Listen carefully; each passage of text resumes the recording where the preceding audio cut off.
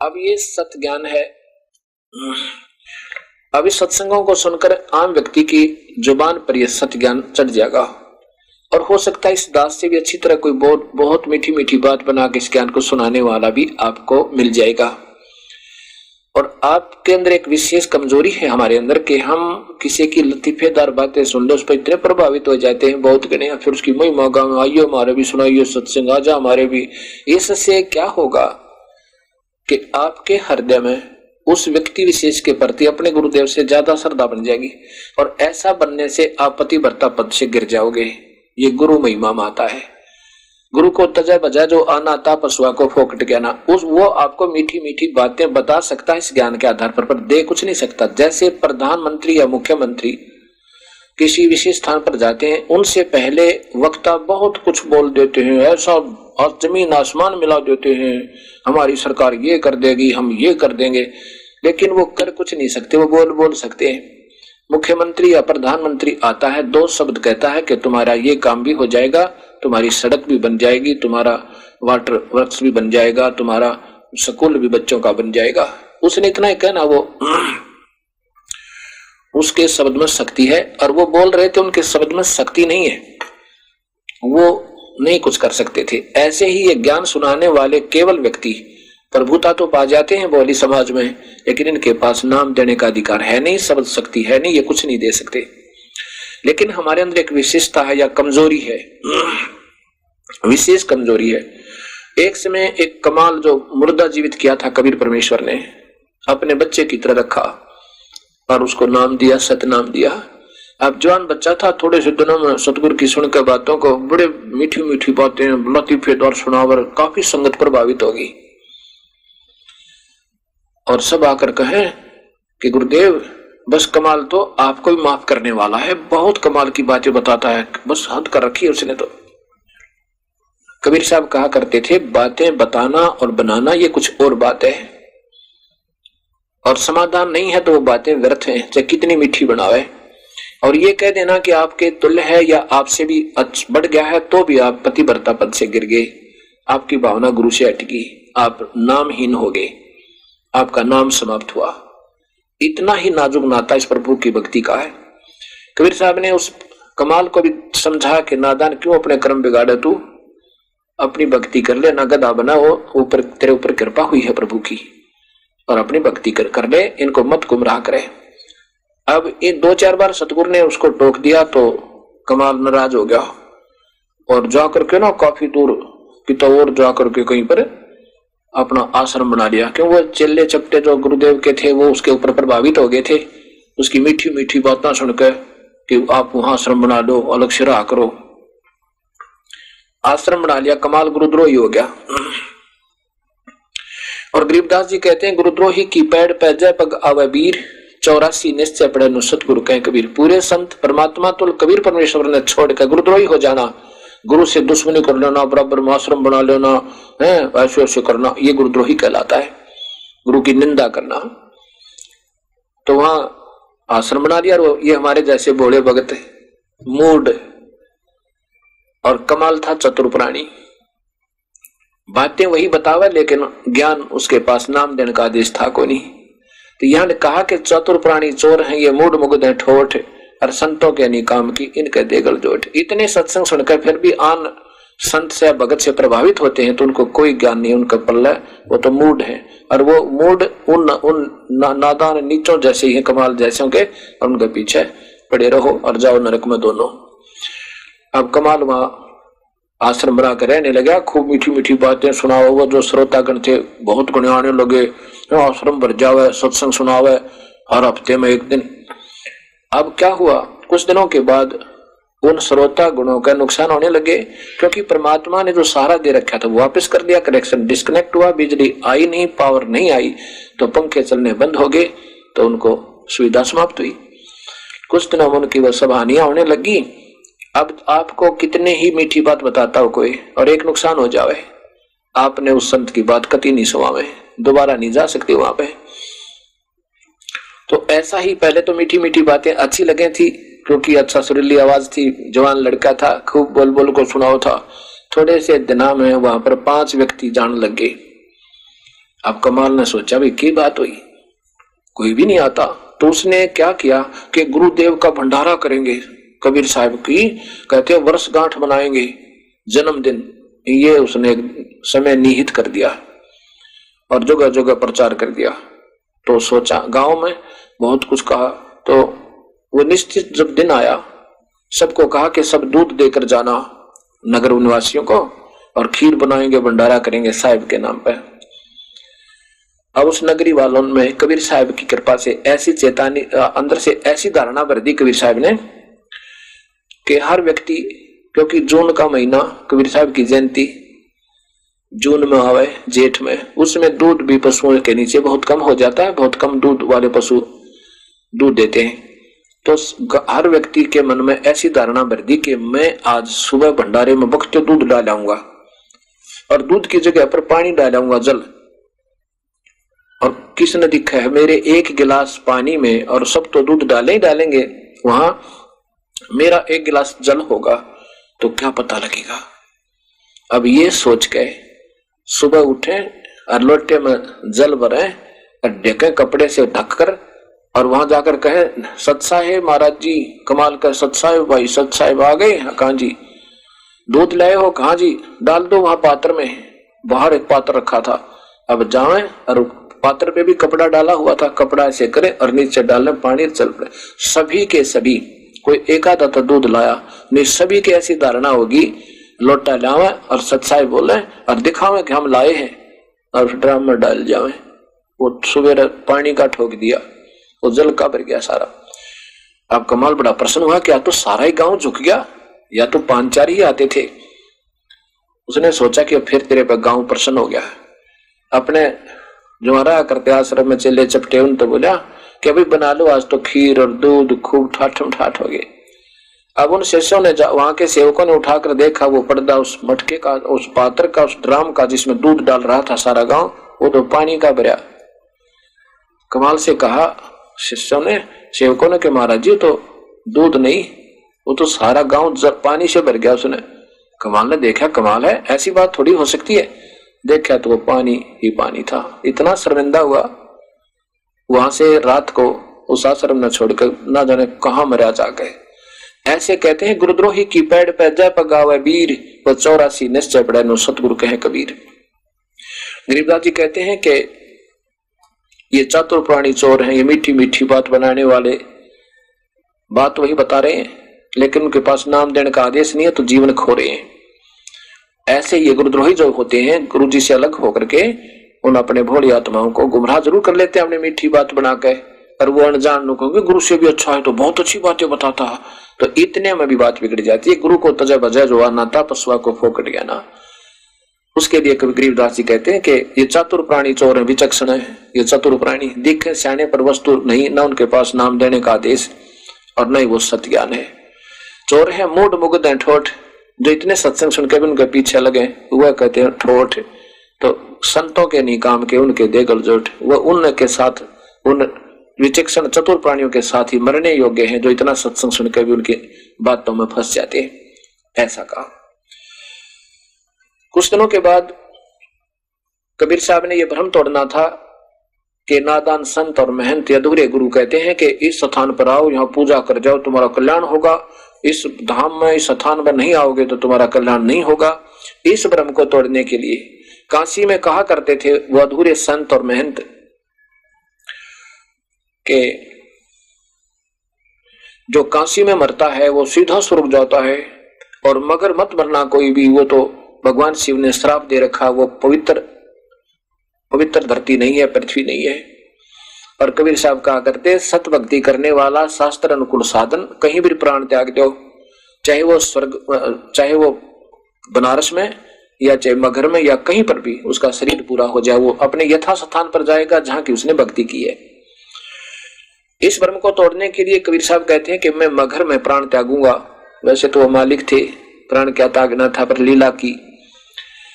और देख लेना, अपने ज्योतिष और पत्रे लेकर आ जाना और बताना जनता को, इस समाज भगत को, कि मैं कहां जा रहा हूं, मैं स्वर्ग गया, स्वर्ग से भी ऊपर गया, ये बताना इनको। कबीर साहब ने यह जब बताया कि मैं उस दिन वहां जाकर के अपना प्राण त्यागूंगा, अर्थात वहां शरीर छोड़ूंगा। इस बात को देखने के लिए देखेंगे कि स्वर्ग जाएगा या कहां जाएगा। ज्योतिषी भी, विद्वान पुरुष भी, भक्त आत्मा भी और राजा वीर सिंह देव बघेल भी वहां पर चल पड़ा। कबीर साहब ने प्रस्थान किया, 3 दिन में वहां पहुंचे, मगहर पहुंच गए। और साथ में यह भी उद्देश्य था वीरदेव सिंह बघेल और हिंदुओं का कि कबीर साहब वहां मगहर में प्राण त्यागेंगे। वो मुसलमानों का क्षेत्र है, वहां पर बिजली खां पठान एक वहां के नवाब, मुसलमान नवाब हैं, वो भी कबीर साहब के शिष्य हो चुके थे। अब ये सोच करके हम वहां से अब महाराज जी के शव को लेकर आएंगे और बनारस में काशी में आकर इनका अंतिम संस्कार करेंगे हिंदू रीति थे, कहीं मुसलमान ना रख ले। इसलिए सेना भी साथ लेकर चल पड़ा। उधर से कबीर साहब जब वहां पहुंचे मगहर में, तो वीर बिजली खां पठान ने सभी भक्तों के लिए खाने और पीने के पानी का और भोजन की व्यवस्था, साधारण भोजन की व्यवस्था वहां करवा रखी। और उधर से उन मुसलमानों के मन में भी यह आया कि कबीर साहब यहाँ शरीर छोड़ेंगे तो हम यही अंतिम संस्कार करेंगे, हिंदुओं को नहीं ले जाने देंगे। ये सोचकर बिजली खां पठान ने भी अपनी सेना तैयार कर ली। उधर से वीरदेव सिंह बघेल सेना लेकर आए हुआ था और लाखों की संख्या में, हजारों की संख्या में और भी दर्शक आए हुए थे। कबीर साहब ने कहा कि मैं बहते पानी में स्नान करूंगा, दरिया में। बिजली खां पठान जो कि मगहर का नवाब था, उसने कहा कि परवरदिगार, यह एक आमी नदी बह रही है, आमी नदी है, सूखी पड़ी है और भगवान शिव ने श्राप दे रखा, इसमें जल नहीं है और आसपास कोई नहर ऐसी नहीं है जिसमें बहता पानी हो और नीचे का पानी भी बहुत खराब है, पीने के लिए पानी भी बाहर से मंगवाया है। परवरदिगार, बहता पानी नहीं है, आपके स्नान के लिए बहुत पवित्र स्वच्छ जल ला रखा है, आप उसमें स्नान कर लीजिए। कबीर साहब ने कहा कि वो सूखी नदी कहाँ है, वो आमी नदी? कहने लगे जी साथ में बगल में है, वहां से सारी 2 किले अर्थात 400-500 फुट पर है। उस समय ऐसे झाड़ झूड़ वृक्ष बहुत उगे हुए थे उसके चारों तरफ। वहां जाकर कबीर साहब को खड़ा कर दिया और कबीर साहब वहां खड़े हुए और सामने बहुत से व्यक्ति भी वहां खड़े हैं, दर्शक। कबीर साहब ने ऐसे इशारा किया जैसे ट्रैफिक का सिपाही करता है, यातायात वाला सिपाही ऐसे कर देता तो सभी गाड़ियां भाग लेती हैं, ऐसे जैसे रेड लाइट ऑफ होगी हो। कबीर साहब ने ऐसे किया, ऐसे तो काफी दूरी पर जैसे धमाका सा हुआ, जैसे कोई स्रोत सा पानी का फूटा और कुछ ही अक्षरों में, कुछ ही मिनटों में वो नदी दरिया भरकर चल पड़ी और पूरा पानी भर गया, निर्मल जल का सब नायर। जय बोली बंदी छोड़ की, बोलो कबीर साहेब की जय। वो आमी नदी पूरे निर्मल जल तक भरकर चल पड़ी। वो शिव जी का श्राप भी खत्म कर दिया। कबीर साहब तीनों तापों का भी विनाश कर सकते हैं, ये ब्रह्मा विष्णु महेश और श्री राम आदि नहीं कर सकते। जैसे भगवान विष्णु को श्राप दिया था नारद जी ने कि जैसे मैं दुखी हुआ आज अपनी पत्नी के वियोग में, तो भी आप भी एक सारी आयु ऐसे ही पत्नी वियोग में बिताएगा, और वो ज्यों का त्यों हुआ। अर्थात कबीर साहब गरीबदास जी कहते हैं, तुम कौन राम का जपते जापम, हरता तक कटे ना तीनों तापम। दुर्वासा जी ने श्राप दे दिया, यादव कुल का विनाश होगा। सारे 56 करोड़ यादव आपस में लड़ झगड़ कर विनाश को प्राप्त हुए और भगवान श्री कृष्ण जी के पैर में भी तीर लग कर विनाश, उनकी मृत्यु हुई। वो अपने भी 3 ताप को, श्राप को नहीं टाल सके।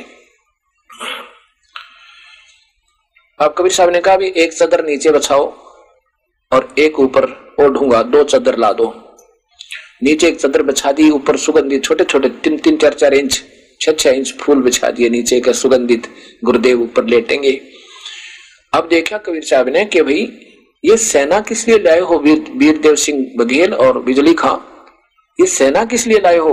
अब वो दोनों नरेश, तो नवाब और वो बिजली खां पठान और वीरदेव सिंह बघेल काशी नरेश, नीची गर्दन करके बोले नहीं। जो दूसरे खड़े थे ना हिंदू और मुसलमान, वो कहने लगे, हिंदू कहने लगे कि हम आपके शव को काशी ले जाएंगे, हिंदू रीति से आपका अंतिम संस्कार करेंगे। मुसलमान कहने लगे हम नहीं ले जाने देंगे, हम अपने पीर का मुसलमान रीति से इनका दफन करेंगे और यहाँ कब्र बनाएंगे। अब निकाली गोली और बंदूक हो गए खड़े, कति लड़ाई तैयार होगी। कबीर साहब बोले, अरे अनजानो, 120 साल तक मैंने तुम्हें यही समझाया, आज भी तुम अपने आप को दो मानते हो। नादान तुम एक पिता की संतान, एक हमारा तुम्हारा कुल मालिक और मैं ही वो कबीर परमेश्वर हूं। और आज भी तुम नारे नारे बनकर लड़ रहे हो। कबीर साहब ने 1 घंटे तक समझाया तो कहने लगे तुमने क्या सीखा मेरे तय, नादान कहीं के। और सुन लो, अगर तुमने जरा सी भी कोई हरकत की, लड़ाई की, तो मेरे से बुरा नहीं होगा। पर एक बात सुनो, लड़ना नहीं बच्चों। एक चदर में नीचे बिछाऊंगा, एक ऊपर। एक चदर हिंदू ले लेना, एक मुसलमान। और मेरे सब में चदर के नीचे जो भी चीज मिले, ये शरीर नहीं मिलेगा। अगर तुम्हें शरीर भी मिल जाए तो आधा आधा काट देना, पर लड़ना नहीं है। सब बोले ठीक है गुरुदेव जैसे आप कहोगे। लेकिन मन में न्यू थी, एक बार गुरु जी प्राण त्याग दें, फिर पाछे जो देखेंगे, जो करना वो करेंगे। कबीर साहब ने ऐसा ही किया। एक चदर नीचे बिछा रखी थी, उसके ऊपर दूसरी ओढ़ करके लेट के थोड़ी देर में आकाशवाणी हुई कि देखो मैं आकाश में जा रहा हूं, इसमें मुर्दा मेरा शव नहीं है। ऊपर कबीर साहब जो के चो सह शरीर जा रहे हैं, अपना तेजों में शरीर जो बहुत तेज था, और ऊपर जा रहे हैं। दूर से शरीर ज्यों का त्यों था, लेकिन गोला सा प्रकाश का दिखाई देता काफी दूरी पर। लेकिन वो सह शरीर अपने तेजों में शरीर से जा रहे थे। और आकाशवाणी की कि देखो मैं जा रहा हूं अपने सबलोक को। और तो ये कहा करते है कि ये जो मगर मरेगा वो नरक जाता है, निकाल लेना अपने पतरे। और कहा कि देख लो उठा के चादर में, मैं नहीं हूं, मेरा शरीर नहीं है। ऊपर देखा और फिर वो उठाया चादर। जितना शरीर होता है इतने ही सुगंधित फूल उस शव के समान हो गए, कति सुगंधित, जैसे अभी तोड़ कर लाए हो बागों से। अब वीर सिंह देव बघेल काशी नरेश और बिजली हिंदू और बिजली खां पठान मगर नरेश मुसलमान एक दूसरे से सीने का लग गए, ऐसे रोआ जैसे बच्चे की मां मर जाती है। और कहते हैं वीर सिंह, हम समझ नहीं पाए अपने भगवान को, हम तो पाप आत्मा नीच थे भाई हम। लेकिन उनके सामने भी अब हम दो बने रहे, उनके सामने हम मरने और लड़ने को तैयार हो गए। सभी हिंदू और मुसलमान आपस में जैसे भाई होया करें, ऐसे प्यार से आंखों में आंसू भर के अपने गुरुदेव के प्रति अपनी श्रद्धा व्यक्त कर रहे हैं। और फिर वीर देव उसने बिजली खां पठान ने कहा कि भी ऐसे कर लो। उसने 500 बीघा जमीन तो हिंदुओं को दे दी वहीं पर मगर में, और 500 मुसलमानों को अपने स्टेट में ही। और कहा कि आपने एक चदर तुम ले लो, गुरुदेव का आदेश है, और एक तुम ले लो।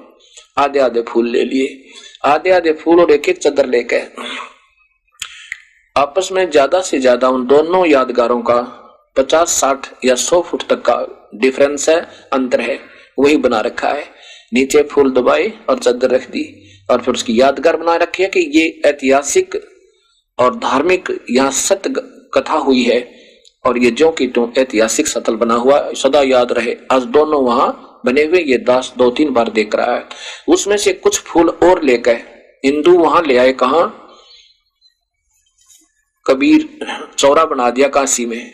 अब वहां भी कुछ फूल डाल के और वहां पर भी एक कबीर चौरा बना रखा है।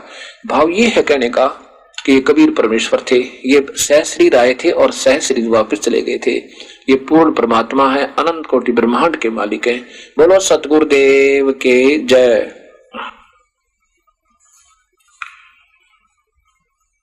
आज मोहे दर्शन दियो जी कबीरी, आज मोहे दर्शन दियो जी कबीरी।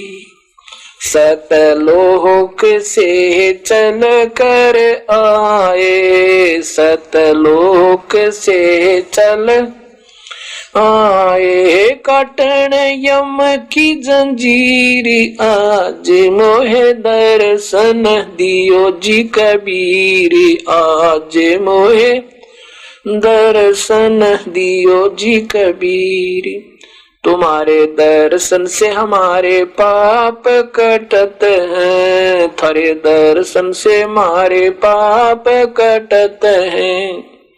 निर्मल ओवजी शरीर, आज मोहे दर्शन दियो जी कबीरी, आज मोहे दियो जी कबीर। अमृत भोजन हमारे सतगुरु जी में, अमृत भोजन हमारे सतगुरु जी में। शब्द दूध की खीर आज मोहे दर्शन दियो जी कबीर, आज मोहे दियो जी कबीर। हिंदू के तुम देव कहाए, हिंदू के तुम देव कहाए। मुसलमान के पीर आज मोहे दर्शन दियो जी कबीर, आज मोहे दर्शन दियो जी कबीर। दोनों धर्मों का झगड़ा छिड़ गया, दोनों दीन का झगड़ा छिड़ गया।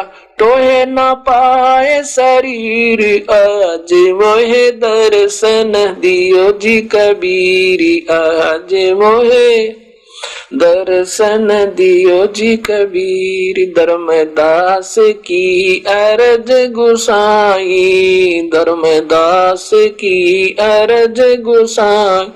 खेवा लंगाइयो पर ले तीर आज मोहे दर्शन दियो जी कबीर, आज मोहे दर्शन दियो जी कबीर। धर्मदास जी ने ऐसे अपने कबीर परमेश्वर की महिमा सुनाई। और इसी प्रकार जिन जिन महापुरुषों ने कबीर साहब का साक्षात्कार हुआ और सतलोक देखा, उनमें उन्होंने अपने प्रभु के गुण गाए। अब देखो उसमें मलुकदास जी को जब कबीर साहब ने अपना सतज्ञान दिया था, उस पर क्या सुनाया। जपो रे मन सतगुरु नाम कबीर, जपो रे मन परमेश्वर नाम कबीर। एक समय गुरु बंसी बजाई कालंदरी के तीर, एक समय गुरु बंसी बजाई कालंदरी के तीर। सुर नर मुनि जन थकत भये वो, रुक गया दरिया नीर। जपो रे मन सतगुरु नाम कबीर, जपो रे मन साहेब नाम कबीर। काशी तज गुरु मगहर पहुंचे दोनों दीन के पीर, काशी तज गुरु मगहर पहुंचे दोनों धर्मों के पीर। कोई गाडे कोई अग्न जनावे, नेक नदर रे धीर। जपो रे मन परमेश्वर नाम कबीर, जपो रे मन साहेब नाम कबीर। चार दाग से न्यारे सतगुरु टोहा न पाया शरीर, चार दाग से न्यारे सतगुरु ढूंढा न पाया शरीर। दास मलूक सलूक कहते हैं खोजो खसम कबीर। जपो रे मन साहेब नाम कबीर, जपो रे मन परमेश्वर नाम कबीर।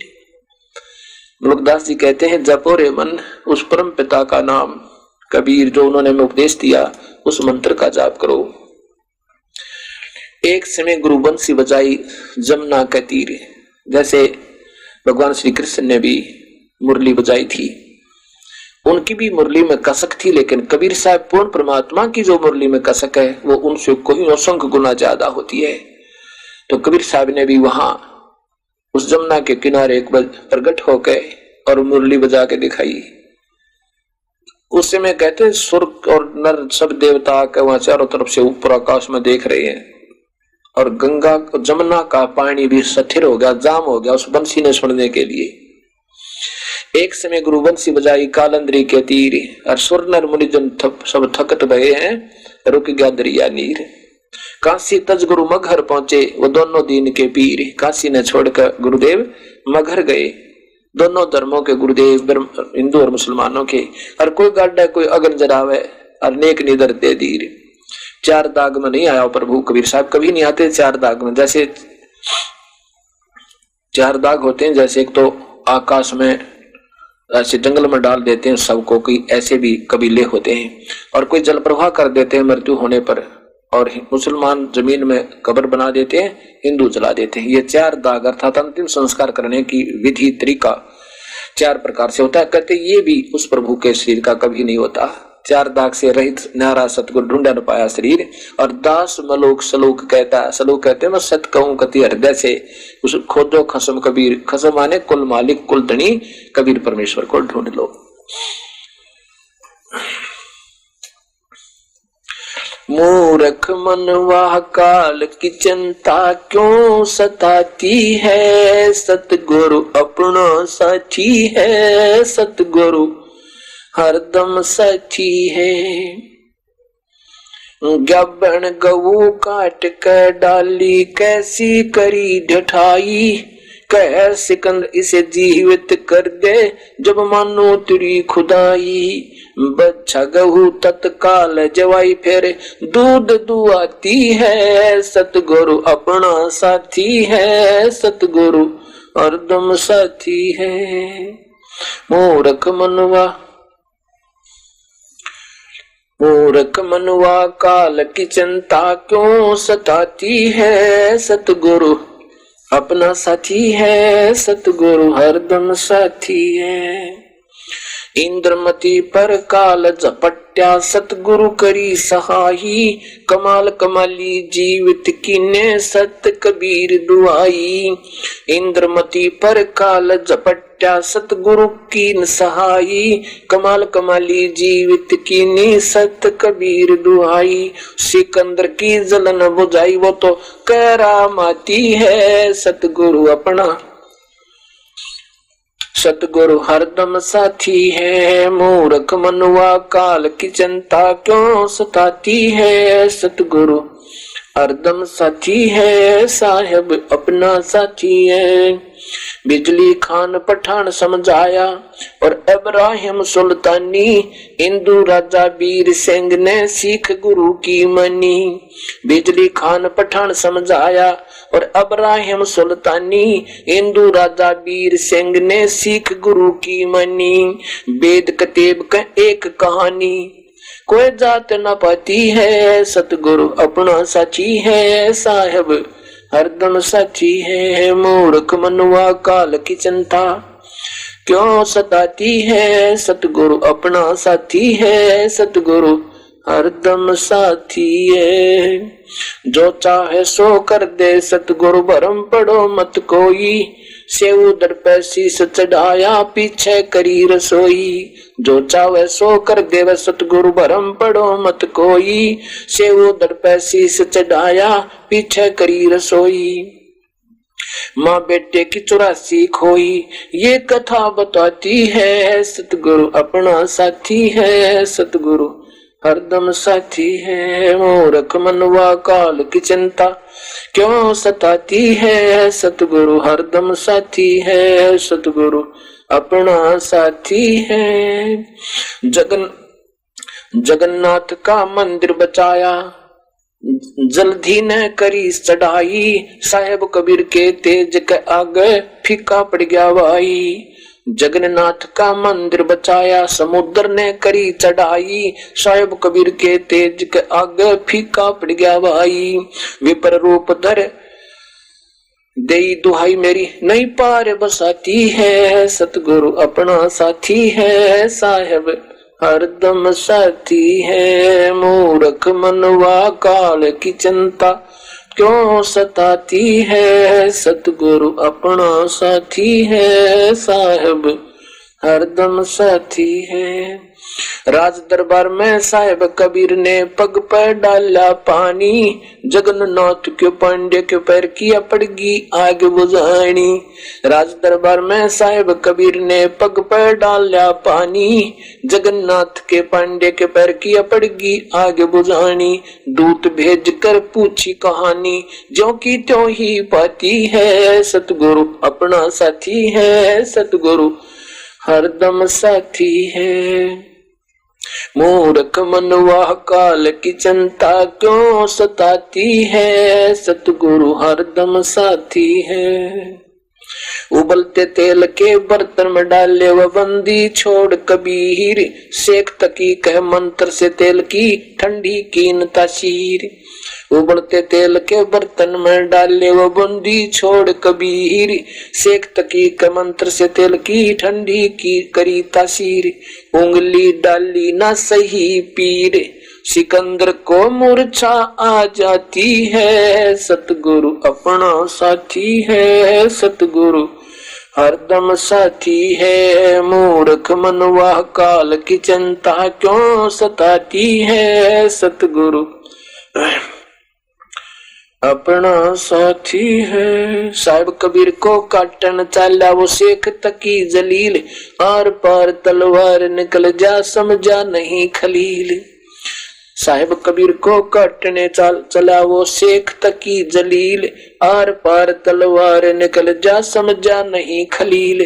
भाग गया ना लाई डील, साहिब को हंसी आ जाती है, सतगुरु अपना साथी है, साहिब हरदम साथी है। मूर्ख मनवा काल की चिंता क्यों सताती है, सतगुरु अपना साथी है, सतगुरु हरदम साथी है। शेख तकी ने जुल्म किए, शेख तकी ने जुल्म किए ये 52 करी बदमाशी, खूनी हाथी आगे डाले वो बांध जूड़ अविनाशी। शेख तकी ने जुल्म गुजारे 52 करी बदमाशी, खूनी हाथी आगे डाले ये बांध जूड़ अविनाशी। हाथी डर से भाग जासी, दुनिया गुण गाती है, सतगुरु अपना साथी है, सतगुरु हरदम साथी है। मूर्ख मनवा काल की चिंता क्यों सताती है, सतगुरु अपना साथी है, सतगुरु हरदम साथी है। जीवा दत्ता ने सूखे खूंट पर लई परीक्षा वारी, साहेब कबीर के चरण अमृत से हरी हुई वडरी। जीवा तत्वा ने सूखे खूंट पर लई परीक्षा वारी, साहेब कबीर के चरण अमृत से हरी हुई वडरी। अब कबीर वट से वो जाता पुकारी, दुनिया देखने जाती है, सतगुरु अपना साथी है, सतगुरु हरदम साथी है। मूर्ख मनवा काल की चिंता क्यों सताती है, सतगुरु हरदम साथी है। रविदास कबीर हाथी चढ़ चाले, संग ले ली गण का माई, गंगो दक्षी सीम वर के मदराजों पीवे भाई। रविदास हाथी चढ़ चाले, रविदास कबीर हाथी चढ़ चाले, संग ले ली गुण का माई, गंगो दक्षी सीम भर के मदराजों पीवे भाई। 64 लाख ने भक्ति गंवाई, मूर्ख को ना प्रतीत आती है, सतगुरु अपना साथी है, सतगुरु हरदम साथी है। मूर्ख मनवा काल की चिंता क्यों सताती है, सतगुरु अपना साथी है, सतगुरु हरदम साथी है। गुरु राम देवानंद जी ने दया करी प्या, राम नाम का प्याला, सत नाम का मंत्र दे के किया ज्ञान उजियाला। गुरु राम देवानंद जी ने दया की, प्या राम नाम का प्या सत्य नाम का प्याला, सतनाम का मंत्र दे के किया ज्ञान उजियाला, चरणों के मार रह राम पाला, अब भक्ति मन भाती है, सतगुरु अपना